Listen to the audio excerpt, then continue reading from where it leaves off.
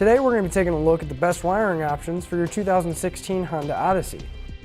Here we have our Tekonsha, part number 118521.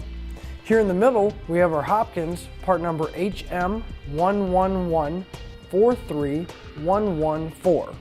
And finally, here on the end here, we have our Curt, part number C56118. Now, regardless of the kit you choose, they're all gonna end up with the same. We're gonna have a 4-pole flat on the inside of our vehicle, and it's gonna stay there until we're ready to use it. And simply just run the wire down, and the door will shut on it, and we can hook up our trailer.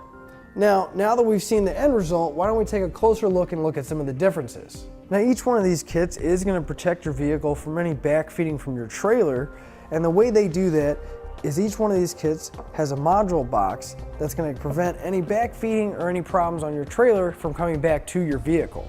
Now, the main difference in the boxes are going to be the size.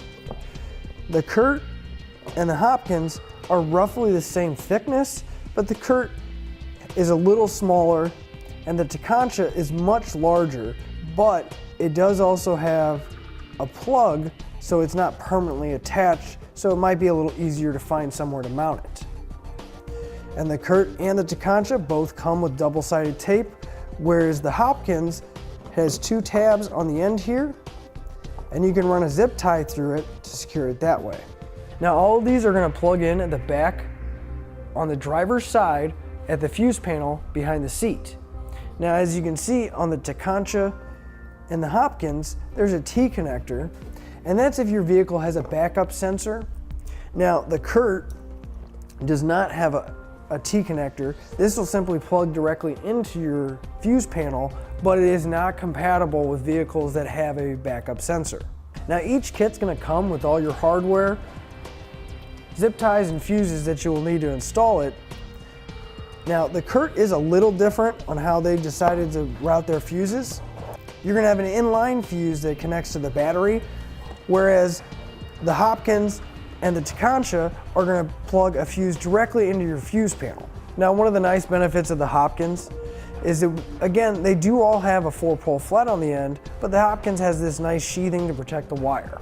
Now, one thing I do wanna bring up also is that with the Curt here, on the end of our wire, we actually have 2 feet more wire than the other kits, so you're gonna have a little more leeway when hooking up your trailer. And finally, one more difference between our kits is they're all gonna have a protective cap for our 4-pole, but the Tekonsha here is gonna be built in, whereas the Hopkins and the Curt are gonna be removable and replaceable.